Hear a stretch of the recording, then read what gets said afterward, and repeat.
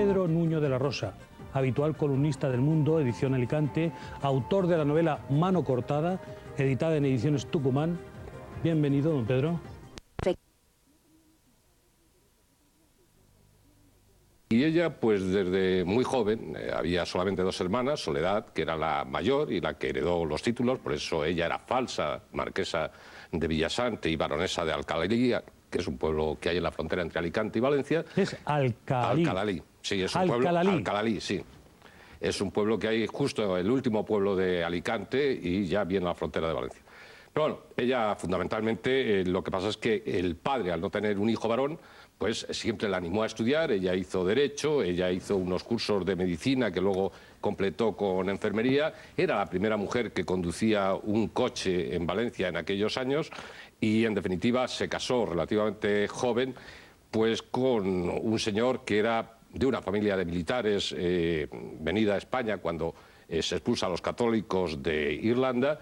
Y aquel matrimonio, aunque tiene 4 hijos, pues no es un matrimonio que funcione por la propia voluntad de esta mujer que conoce en Valencia precisamente. ¿Esta, don Pedro, es Margarita? Esta es ella, en la foto que hemos visto antes, es ella precisamente cuando exponía, esta es la hija, Margot, medía 1,80, era una mujer altísima, ¿no? Cuando muere tiene 42 años. Y la anterior era una foto de Margarita Ruiz de Liori, que hace poco se descubrió en el Museo de La Habana, en un retrato de dama española, que era ella, porque también tuvo... ¿Esa mujer guapa? Una mujer guapísima. ¿Era ella Margarita, fue... esta? Sí, esta era una mujer guapísima. Ahí es cuando estaba, digamos que de alguna vendiendo forma... pintura y... Sí, la pintura yo no sé si era suya o se la hacían algunos amigos, porque sobre eso hay bastantes dudas sobre algunos cuadros que se conocen. Esta mujer lo que sí que hacía era falsificar todo lo que podía, porque era una mujer muy vitalista, ¿no? En esta época su gran amistad, yo no hablo de amantes, no amantes, era con él, que fue presidente de México, Obregón, también fue íntima amiga de Machado, de ahí viene que esté en el Museo de La Habana, como dama española, y llevó una vida realmente apasionante. En esta época, además de pintora, era conferenciante, feminista. Romántica. Romántica, pero yo creo que dentro de un romanticismo, su cultura viene del romanticismo, como los Rat Penat, de la Renaissance, pero yo creo que era de un romanticismo muy práctico, ¿no? A la hora de la verdad, era una mujer que Entre gastaba... sus historias sentimentales está Abdelkrim el Rifeño. Sí, vamos a ver. Ella va a África buscando a Silvestre, que había sido amigo suyo, cuando ocurre el famoso desastre de Anual, donde mueren más de 15.000 soldados españoles y se dan por desaparecidos. Antes había sido amiga de Primo de Rivera en Valencia, donde Primo de Rivera desempeña la capitanía general. Luego en Madrid ella abandona a su familia, a sus hijos, su madre se tiene que hacer cargo de los hijos y se va a Madrid pues a buscar mejor fortuna.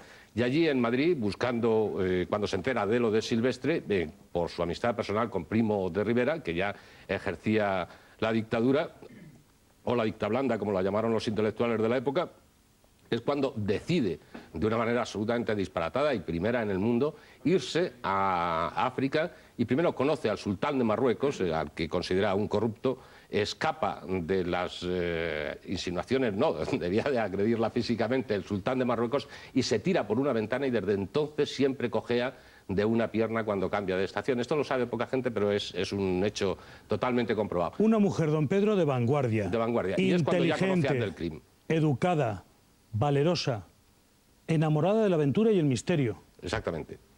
Su padre ya ha escrito un cuento de las brujas de Palma, que traducido son las brujas de Balma, perdón, que es, bueno, sobre la nigromancia, y ella sí que tiene una formación que además le viene, ella era amiga de Llorente, de Blasco Ibáñez, muy aficionados al esoterismo, como era por entonces el Levante español, que hoy Comunidad Valenciana. ¿Fue espía para Primo de Rivera? Fue espía para Primo de Rivera, sin lugar a dudas. Si no, nadie le hubiera dado el carné de periodista. Ella firmaba en la Correspondencia Española y como era una mujer y estaba muy mal visto, o nadie entendía en aquella época que una mujer estuviera pues, de corresponsal de guerra, firmó como el Capitán Ali. Su firma, comprobada y hizo bastantes crónicas, pero ella lo que en realidad, y el famoso fotógrafo Alfonso la tiene retratada, lo que en realidad iba era sacar toda la información que podía, tanto de Abdelkrim... ¿Es posible, don Pedro, que esa historia con Abdelkrim tuviera una segunda intención, obtener de él información privilegiada? Yo me imagino que sí, porque es muy significativo una cuestión. perfectamente cuando existe y se da el desembarco de Alhucemas, los españoles conocen perfectamente dónde están los bloqueos, que es decir, las garitas de contraataque de Abd el-Krim y de Al-Jariro, que era su hermano. Entonces, eso por una parte. Por otra parte, en el libro, porque en estas cosas creo que hay que demostrar todo con documentación, en el libro sobre la vida de Clodoaldo Cortés, el dueño de Jockey, él habla de que su primer trabajo es como camarero y como jefe de salón en el Palace, y en una cena en una comida o en una cena, que los africanistas, es decir, los generales, los coroneles, los que han tenido mando en plaza, le dan al entonces general de Canarias, Francisco Franco Bamonde. Bueno, pues la única persona, mujer, que hay en ese homenaje y que se sienta al lado de Franco es Margarita Ruiz de Liori. ¿Es posible que ella tuviera que contarle alguna información secreta al Yo creo que Franco? siempre se dedicó al espionaje, porque era ya el doble espionaje, porque era un negocio muy rentable. Ella está en los papeles del Buró francés también en cuestiones de espionaje, y los famosos dos señores que aparecen por Albacete, bueno, pues quien les ha seguido la pista sabe sobradamente que eran dos señores de la SS que intentaban vender pues una especie de arma bacteriológica en aquel momento, un tuétano, exactamente eso es lo que era, que se depositaría en la retirada, en los depósitos de agua, y eso contaminaría a la tropa, y eso ellos intentaban... ¿Por qué ella, doña Margarita, vivía a caballo entre Albacete y Madrid? No. Ella vivía fundamentalmente...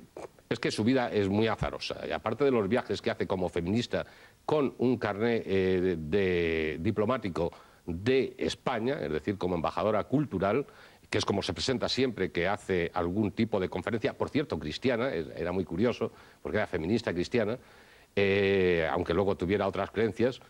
Ella siempre se ofrece a todo el mundo como una intelectual y una feminista, y en el apoyo de la mujer cristiana, y que la mujer cristiana debe llegar. Don Nuño, vamos a seguir inmediatamente investigando y nuestra evocación de toda una época de misterio, pero después de la publicidad.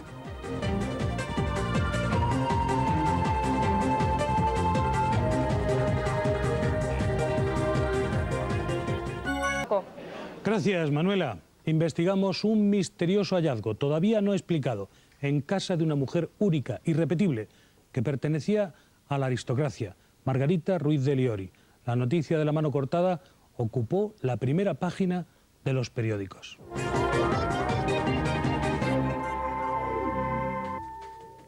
Pedro Nuño de la Rosa, el 30 de enero de 1954, Luis Selle Ruiz de Liori, el hijo, se presenta en el juzgado de guardia de Madrid para denunciar que algo raro había ocurrido en el velatorio de su hermana Margot, en la calle Princesa.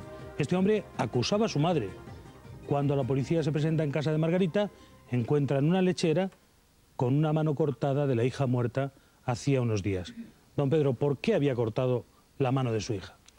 Bueno, aquí se ha hablado de muchas cosas, pero yo investigué en Rabat y luego en el Rif, y existe un rito satánico que hay que hacerlo, y es además yeizidi, es satánico o leviatán, más bien sería ese concepto de Dios y el diablo, que ese ente superior tiene la parte del bien y del mal, el yin y el yang, que se da en otras culturas, ¿no?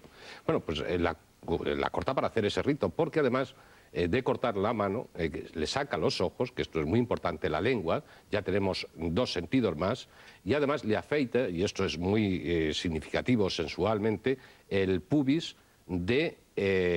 tanto de las axilas como el vello que tiene en el pubis, ¿no? Entonces, bueno, todo corresponde. Todo esto quienes son estudiosos, perfectamente. claro, quienes son estudiosos del tema del satanismo, de estos ritos, con el rito de la inmortalidad, con el círculo de sangre, había sangre todavía en las toallas, que hipotéticamente, pues a quienes tengan en este tipo de creencias, pues puede conducirlos a esa inmortalidad. Yo creo que no estaba demasiado bien enterada, aunque sí que, porque para esto había que estar en esa orden, que sí que pertenecían a algunos santones y que todavía existe en el Rif. Y yo, siguiendo esta secta, y esto lo publicó el diario ABC, por eso a mí siempre me gusta basarme en, pues descubrí que la canción Painted Black de los Rolling Stones pertenecía a esta secta, y es la danza del dios cabra, es decir, todas estas cosas que a una mujer ya interesada por los ritos extraños, que lo ha escuchado de su padre, que ha hablado de muchas historias de brujas, pues es lógico que, bueno, pues en una época ya de su vida, la demencia senil, el tener muchas deudas pues la llevara a buscar la inmortalidad con una hija con la que, por cierto, tenía unas relaciones muy tirantes, era una bellísima persona, Margot, y bueno, se ha dicho, por ejemplo, que el novio quiso velarla, ¿no? El novio tuvo el encontronazo con la madre en el cementerio y el hijo la denuncia porque la madre no le presta la ayuda económica al hijo, que tenía varias denuncias en los juzgados. Aquí están Margot y Margot Margarita. Tizoe, su perra. Esa perra... A la edad aproximada en la que ocurrieron los hechos, Sí, ¿no? esto es en unas entrevistas que dio 10 años después al caso, que se publicaron en junio de 1960. Que estaba bastante más joven que en estas fotografías que aparecen aquí con los perros, ¿no? Sí, esta ya es la foto. Ella debió de venderle, esto es una cuestión que yo ya presupongo, no lo tengo seguro, pero sí que se hicieron una serie de 4, 5, 6 reportajes exactamente todas las semanas, 10 años después, en 1964, en junio de 1964, en el diario El Caso, donde de alguna forma cuenta su vida y reconoce algunas cosas, pero no cuenta la gran verdad del caso La Mano Cortada. ¿Usted cree que fue un acto en el fondo de amor?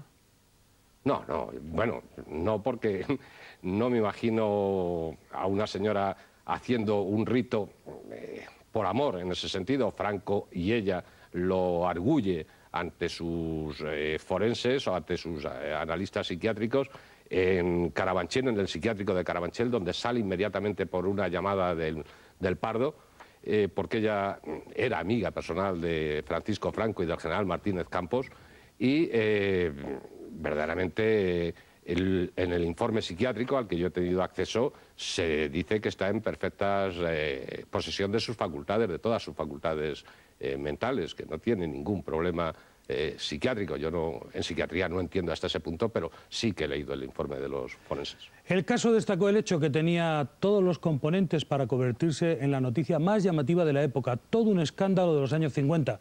El semanario se agotó en los puntos de venta. Señor Nuño de la Rosa, ¿qué llamó más la atención del hallazgo de La Mano Cortada?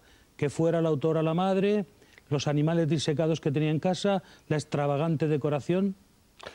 Bueno, yo lo que creo es que en aquellos momentos estábamos en la época más dura del franquismo y apenas de la literatura satánica y de las extravagancias nigrománticas se sabía nada, porque si la masonería ya estaba perseguida a los mismos ámbitos que el comunismo, no digamos ya el satanismo y otras historias que serían impensables en la cabeza de quien mandaba por entonces España, ¿no?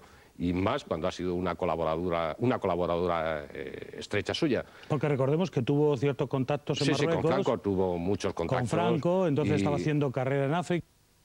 Franco era un africanista en la famosa... Esta era la lechera y esta es la mano real que apareció en el interior de ese recipiente. El asunto es que una periodista, Margarita Landi, que por entonces empezaba en el periódico El Caso, por una amistad personal con el comisario que lo llevó, tuvo acceso a la casa cuando nadie le hubiera permitido eso. Yo creo que lo que hizo Luis es pedirle dinero a la madre y como no podía con ella porque tenía deudas, pues... fue el hijo, por eso la denunció. Sí, ahora profundizamos. Margarita Ruiz de Liori estaba casada en segundas nupcias con un abogado de prestigio, José María Bassols. Yo no he visto el documento y lo he estudiado. Estaba junto con un abogado. Estaban juntos, sí. Ellos decían que estaban casados. Ahora tiene la oportunidad de decirnos lo que piensa. Los dos fueron detenidos y luego procesados por un delito de profanación de cadáveres y otro contra la salud pública, aunque quedaron en libertad bajo fianza enseguida. Don Pedro, ahora viene la oportunidad. ¿Qué papel jugaba Bassols en la historia de La Mano Cortada? Bassols es el abogado que juzga a Margarita por fascista en Barcelona. La libera y a partir de ese momento... ¿En qué año sería eso? Estamos hablando del 36, claro, 36, 37. Y a partir de ese momento la libera, se va a vivir con ella y ya no se separan hasta un año después de que sucede lo de La Mano Cortada. Bassols pertenece a una de las grandes familias barcelonesas, tiene descendencia que han sido importantes de diplomáticos. Él tenía su bufete y una biblioteca, por cierto, también nigromántica de primer orden, y lo abandona todo por irse a vivir con Margarita Ruiz de Liori. Luis Selle, el hijo, llegó a afirmar ante la policía que su madre estaba trastornada. ¿Usted le da credibilidad? Luis Sellí tenía unas relaciones horribles con la madre. Bueno, en general ningún hijo se llevaba bien porque era una mujer absolutamente independiente, iba vestida de blanco, descalza. Bueno, pues era de una extravagancia parecida a las feministas francesas. ¿Cuántos hijos tenía, don Pedro? ¿Cuántos hijos tenía? Cuatro hijos, con Margarita. Margot, Luis Sellí y otros dos. Otros dos, sí. ¿Eran chicos o chicos? Chicos. La única hija que tenía era Margarita. Y Margarita vivía de un sueldo prácticamente indigente, no en casa de la madre, sino en casa de una amiga en Albacete, trabajando para el Instituto Nacional de Previsión. Vamos a avanzar y le voy a dar algunos datos, porque el semanario del caso llevaba en la calle entonces solo 2 años. Su director, el periodista Eugenio Suárez, tuvo que escribir a mano el titular de la noticia. La censura no le dejaría publicar la foto en portada, la foto de la mano cortada. Él nos lo cuenta. La hija que murió, y muerta la madre, pues no sé, un poco tocada, como creo que he dicho, pues le amputó una mano, pero ya un cadáver, no le hacía ningún daño.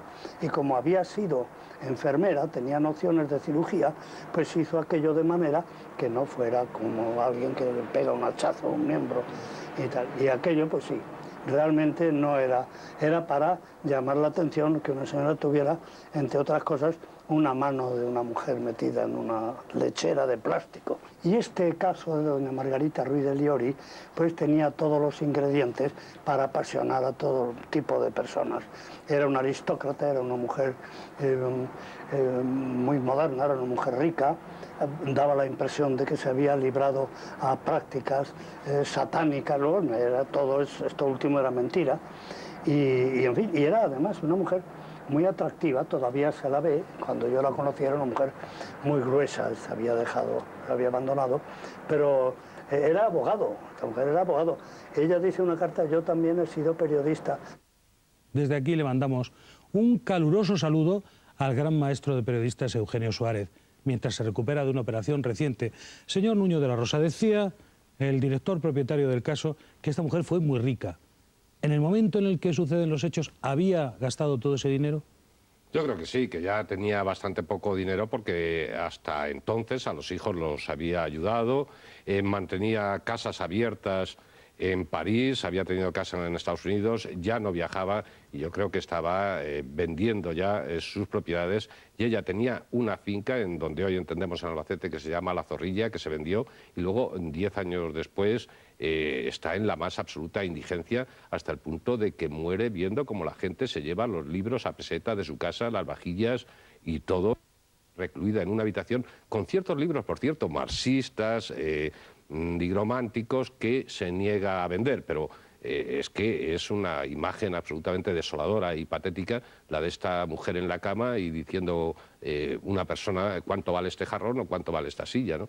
Sin embargo, a mí me gusta evocar la época de esplendor, cuando ella tenía muchísimo dinero, viajaba de un lado para otro, vestía trajes muy lujosos y llevaba un tren de vida que luego le llevaría a esto, pero que ella supo disfrutar de todo el dinero que ganó, que tuvo mucho. Por supuesto, una mujer que ha conocido a los grandes generales de España, incluido el que... ¿Algunos los enamoraba?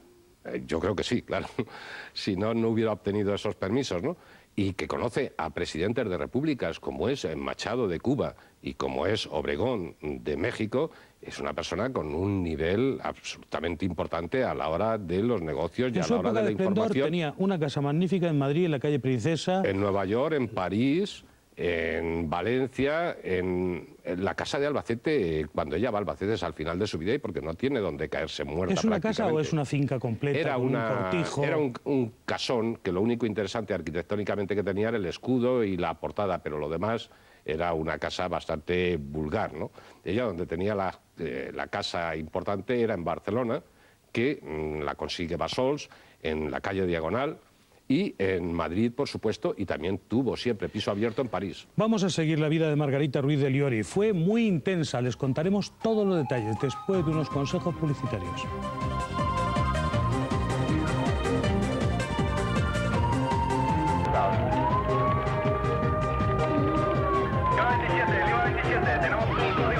Tenemos un código rojo.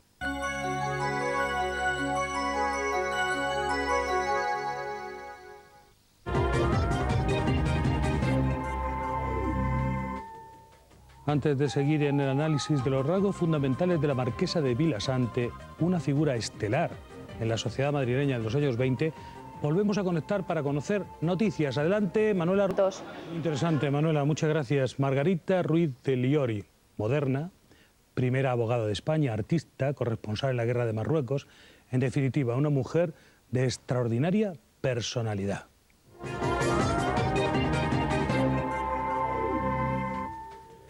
La marquesa de Vilasante y baronesa de Alcalalí, títulos que se apropió pero que al parecer eran realmente de su hermana, destacó por sus profesiones tan extrañas en una mujer de aquella época. Sin duda, algo que llamó mucho la atención cuando se descubrió el caso de la mano cortada fue la decoración extravagante de la casa y sobre todo los cráneos de animales de compañía, gatos y perros, que Margarita conservaba dentro de unas soperas. Vamos a conocer la personalidad de esta mujer. Está con nosotros el prestigioso médico psiquiatra don Tomás Ortiz Valero, a quien ustedes conocen bien por su agudeza y erudición. Doctor Ortiz, bienvenido. Bien hallado.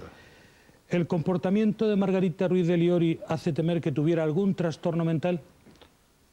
Bueno, al menos es un comportamiento peculiar, pero mire usted, en el magnífico libro del señor Nuño de la Rosa están los informes psiquiátricos resumidos que se hicieron en el psiquiátrico penitenciario, donde sabe usted que yo trabajé hasta que se cerró, después ya no. Y dice textualmente, primero, que doña Alfonsina Garci de Quijada, bueno, no padecía ninguna enfermedad de tipo mental. Segundo, que psicológicamente presentaba una tendencia muy marcada a la reliquia por estar en íntima relación con la muerte y que solo en un sentido muy amplio podía considerarse como necrofílica, que conocía el valor de sus actos, que no podía inhibirlos y que no se había obtenido ninguna prueba psicológica, entre paréntesis varios test, de los que pudiera deducirse una participación de la inculpada en el delito que se la imputaba, aunque este concordaba perfectamente con la psicología de la informada. Doctor, que era proclive a obtener reliquias. Claro. ¿Qué quiere decir? Eso es muy frecuente en la tradición española. Mire usted, el general Franco, esto es muy conocido, a mí me lo contaron en Alba de Tormes, visitando la tumba de Santa Teresa, pues durante su mandato, un brazo de Santa Teresa le pidió a la orden carmelita que se lo dejara, porque él pensaba, o hay que pensar que pensaba, que eso le ayudaría a regir de España. Felipe II llegó a tener en el Escorial más de 5.000 reliquias. Estas reliquias se toman de las telas, de los hábitos, objetos que ha utilizado la persona a la cual se le tiene ese culto, y también, por supuesto, del cuerpo. Por ejemplo, con el problema del cuerpo de Santa Teresa, pues hubo unas polémicas tan fuertes que casi llegan a la utilización de la fuerza. Entonces, si esta mujer tenía estas tendencias, y hay que pensar que aunque no tuviese una enfermedad mental, estaba en el declinar de su vida, porque fíjense ustedes que por lo que nos han dicho aquí, esta mujer lleva una ruta, lleva una trayectoria vital que hace pensar que al final de su vida esta persona tiene un cierto deterioro. Que en esas circunstancias tomara esas partes del cuerpo de su hija, pues es algo evidentemente anormal, pero tampoco es algo para darle el bombo y platillo. Oiga, que se le dio. No conocemos una cosa parecida en toda la historia. Claro, es que no la ha habido, pero mire usted, yo cuando sucede esto, yo vivía en Madrid, yo tenía 15 años, y bueno, en Madrid no se hablaba de otra cosa. El periódico El Caso se agotó 3 veces, se llegaron a revender periódicos a un precio muy superior al suyo, y realmente en Madrid durante unos días esto fue un tema, yo diría casi exclusivo, se hablaba de ello en todos los sitios. Doctor, dígame, ¿una persona en sus cabales cortaría la mano de su hija como hizo Margarita? No, evidentemente no habla a favor de su normalidad, pero sí está un poco en relación con su biografía. Es decir, no es normal en términos generales, pero es que la biografía de esta mujer tampoco tiene mucho de normal, es una biografía impresionante, impresionante en lo positivo y probablemente también, desafortunadamente, pues impresionante en lo negativo. Nuño de la Rosa, ¿por qué no dejó velar el cuerpo de la niña, de la hija, que no era ya tan niña, tenía 42 años, ni siquiera a los familiares más cercanos? Muy sencillo, porque lo que pensaba hacer era, obviamente, un rito en el cual la única persona que podía estar cercanamente presente era su compañero ¿Y cómplice? Bassols, y cómplice Bassols. Es obvio que unos hermanos no van a dejar que al cadáver de su hermana pues se haga un círculo con la sangre, se coloquen los ojos, los 5 sentidos, el vello del pubis, y bueno, y se establezca allí una invocación poco menos que a la eternidad. Mientras que Bassols, que era un hombre absolutamente dedicado a ella, yo lo he conocido a Bassols, era un hombre ya muy mayor y muy sordo en el año 75, y bueno, pues era un hombre que le profesaba absoluta veneración, que se lo deja todo, su bufete de abogado, su muchísimo dinero en Barcelona, para seguir los pasos de Margarita Ruiz del Mayor. ¿Usted cree que estaba muy enamorado de ella? Absolutamente, además. Era una estamos mujer hablando del año seductora. 36 y ella nace en 1887. Decía seductora hasta el final. Hasta el final. Es una mujer con 40 años cuando la conoce Bassols. Capaz de enamorar a los hombres que pierden la cabeza por ella. Enamorar. Y en Albacete tenía una corte que era un poco, digamos, en el año 54 y luego en el 64, imagine usted, pues un grupo donde había algún homosexual, algún intelectual, pero gente muy curiosa porque admiraban las vivencias de esta mujer que para un sitio tan provinciano como Albacete pues llegaba a contarles, ¿no? Una mujer que había conocido Europa y América y África, por supuesto. Era un personaje fantástico para ellos. Mujer extraordinaria, como relatamos. El semanario El Caso no pudo publicar en primera página, como les decía, la foto de la mano cortada, pero sí en sus páginas interiores. Además, consiguieron muchas otras fotografías por métodos poco ortodoxos. Lo cuenta el director propietario, don Eugenio Suárez. Las fotografías de este reportaje, concretamente, pues eran nuestros fotógrafos. Teníamos a Manuel de Mora, a Isidro Cortina, vive todavía, creo, en Alicante. Hemos tenido bastantes y bastante buenos fotógrafos.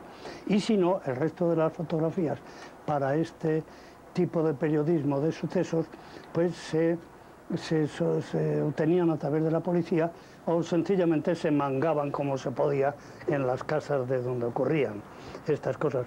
Yo creo que entonces él, que quería dedicarse a los sucesos, pues debía tener unas cualidades de persuasión, de no importarle que le echaran de volver otra vez. Un viejo periodista que estuvo muchos años hasta que murió. Vaya, trabajo difícil. Doctor Ortiz, ¿ha oído usted que además del suceso todavía no aclarado, pero que aquí vamos a explicar, de la mano cortada, tenía recuerdos de sus animales de compañía que había conservado, disecados, incluso dentro de una sopera? ¿Tiene relación una cosa con la otra? Yo creo que ¿Usted sí. cree que los animales muertos están en relación con lo que luego hace con su hija Margot? Está en relación con el afecto que siente hacia la hija y a los animales, claro. Yo creo que tiene la base común de la afectividad.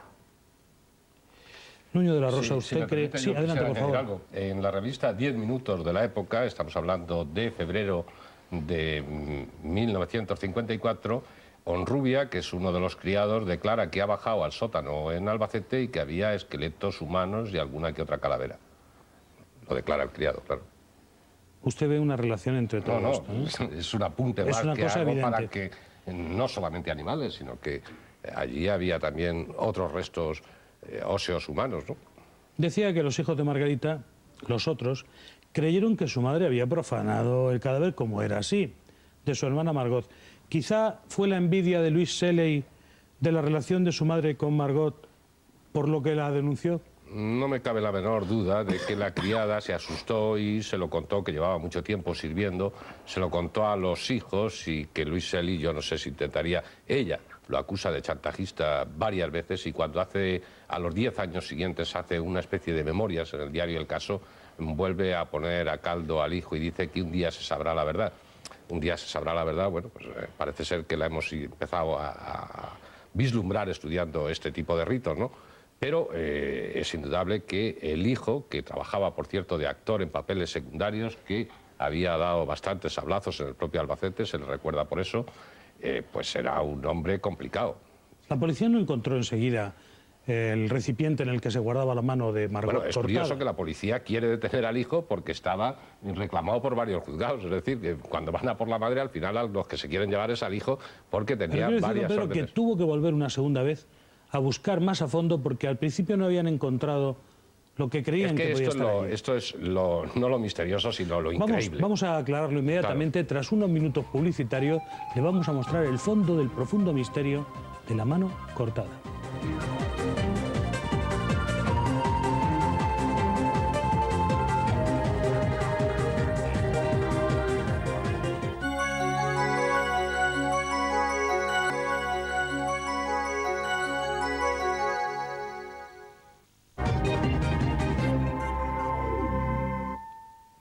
En nuestra investigación vamos a desvelar la verdad última del célebre caso de la mano cortada, pero antes les ofrecemos la actualidad del día desde la redacción. Nos espera Manuela Ruiz, adelante. Código rojo. De acuerdo, Manuela, les recuerdo que pueden participar en este programa enviando un mensaje con sus opiniones al 5506 o llamándonos a nuestra línea de participación 902-013536, abierta 24 horas al día. Continuamos nuestra indagación sobre Margarita Ruiz de Liori, acusada en 1954 de un delito contra la salud pública por amputar partes del cadáver de su hija que acababa de morir. Pero, ¿por qué lo hizo?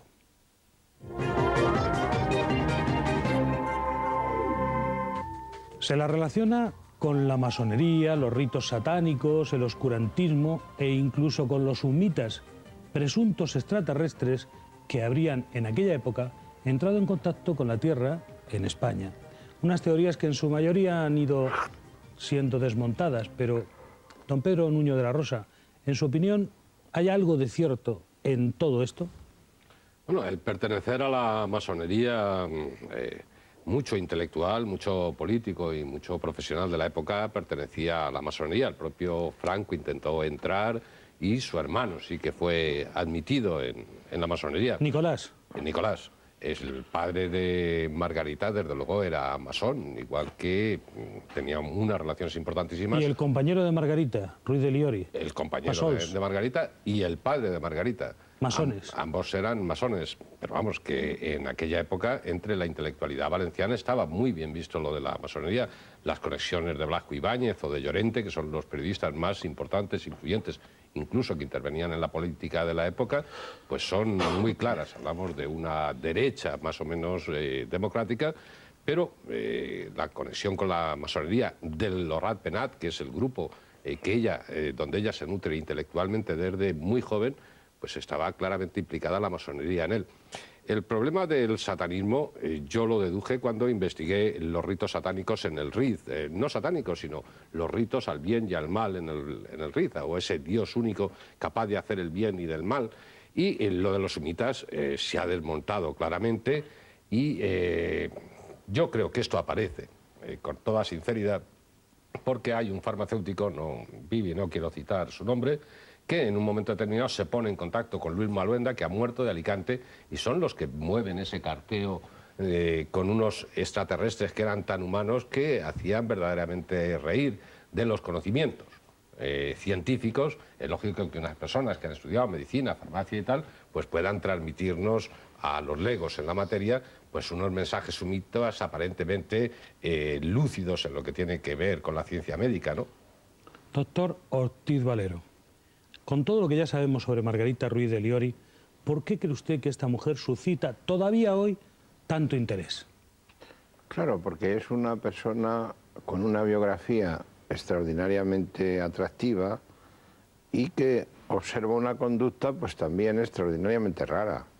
Y entonces estas cosas pues atraen desde el punto de vista intelectual y atraen también desde el punto de vista histórico, personal, cómo era la sociedad de entonces, cómo es la sociedad actual, cómo vio entonces la sociedad madrileña, fundamentalmente madrileña, este hecho, cómo lo vería en el momento actual. Pues claro, el sociólogo, el psicólogo, el psiquiatra, el periodista, en estas cosas siempre hay algo que decir, siempre hay algo que opinar y siempre, naturalmente, pues queda un una cierta zona que queda no en la objetivación, sino en la conjetura. Y yo creo que si este programa se repite dentro de 10 años o dentro de 20, pues volverá a tener el mismo interés que tiene en este momento, porque plantea algo que fundamentalmente está sin resolver. Y una de las claves, doctor, de lo que usted dice, era el propio interés del público de la época, que seguía con avidez todo lo que se decía de esta mujer sorprendente. Vamos a escuchar de nuevo al entonces director del caso, Eugenio Suárez. Pero en este caso nos dejaron todas las fotografías en el interior, pero no se sabe por qué, oscurísimas razones, el jefe de censura no le pareció bien que aquello saliera en la portada. Y salió, pues precisamente, es casi un cartel. Lo dibujé yo, que no sé dibujar, lo pinté yo. O sea, teníamos 2 años y poco, y fue un éxito, un fenómeno donde se dieron una serie de cosas. Yo creo que, como las grandes cosas, porque esto fue una cosa grande, como fenómeno periodístico, salen por casualidad. Han visto ustedes una gran lección de periodismo del maestro Suárez, Eugenio Suárez, que escribió a mano esa portada que han visto del caso, que se vendería como auténticos churros, hasta en el portal de la casa donde vivía Margarita Ruiz de Liori. Allí estaban apontonados los números del caso. Pedro Nuño de la Rosa, recapitulemos. Cuando la policía se hace cargo del asunto, en un primer momento no encuentra nada. Tiene que buscar y rebuscar y finalmente halla esa lechera con la mano cortada de Margot y también los ojos en un estuche y la lengua que había guardado, al parecer, en el cuarto de baño.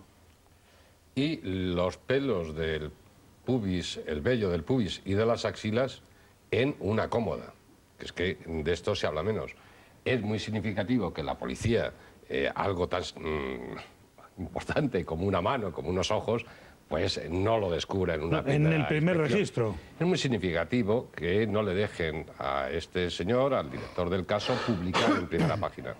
Y son muy significativas muchas cosas si no tuviera el amparo que ella tenía de altas instancias del Estado español, y se supone que inmediatamente que pudo se puso en contacto, supongo que con el ayudante de campo, con algún general importante que a su vez transmitió a Franco el mal trago por el que estaba pasando.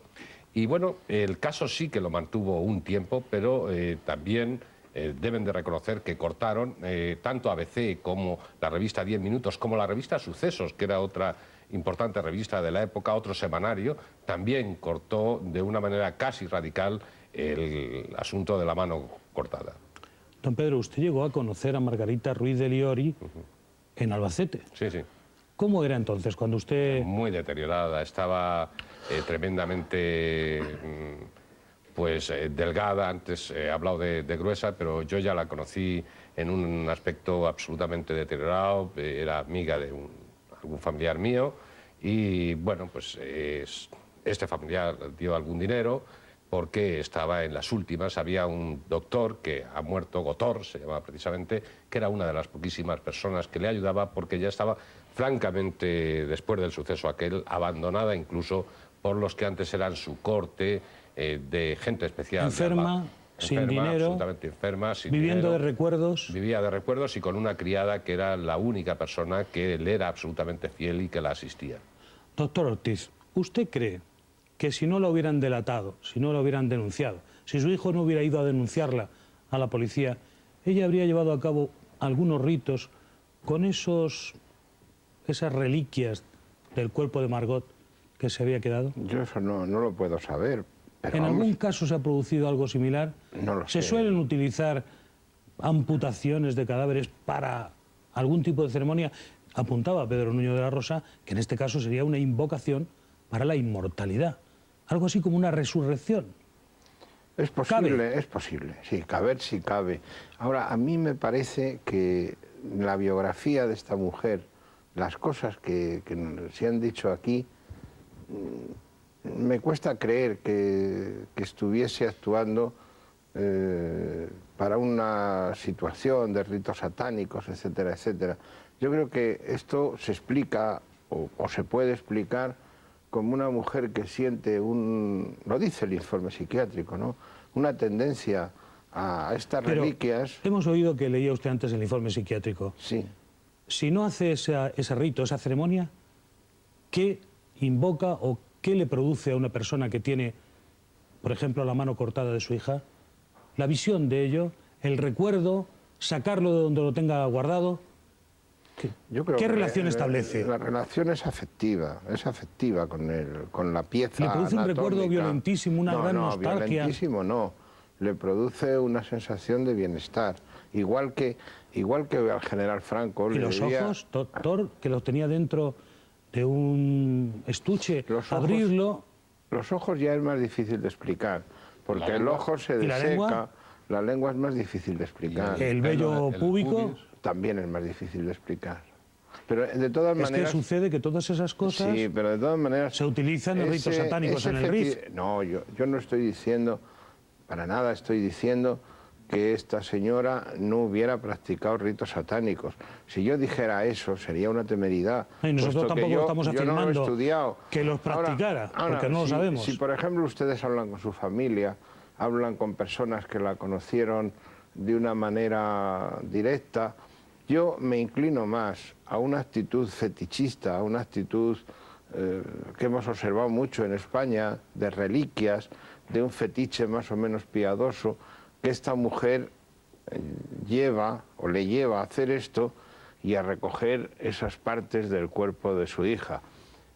Evidentemente la otra interpretación pues también es lógica, pero en cualquier caso, y en el mejor de los, poniendo las cosas en la pura dialéctica, son dos interpretaciones. Nadie puede afirmar categóricamente que su interpretación es la cierta, por lo menos a mí no me lo parece. Quedan pocos instantes. ¿Era culpable Margarita Ruiz de Liori y de qué, si lo era? Margarita Ruiz de Liori, ella habla de un amor desmesurado por su hija, pero yo creo que de lo único que era culpable es de un deterioro mental importante, que podría estar en sus razones, pero que desde luego nadie va a apuntar el satanismo en una época que estábamos en plena dictadura franquista y decir aquello era mentar exactamente al diablo, claro. Un acto de amor. Nuño de la Rosa, escritor y periodista, columnista del diario El Mundo, edición Alicante, autor de La mano cortada, una novela de gran intriga que les recomiendo a todos ustedes. Gracias por su documentada intervención. Gracias al doctor Ortiz Valero por ayudarnos a trazar un perfil psicológico de esta mujer atormentada pero exitosa. Gracias a los dos. Y en nuestro punto final, establecer que Margarita, al perder a su hija, quiso conservar algo de ella, íntimo y significativo. Por eso mutiló al cadáver. Don Pedro Nuño, gracias.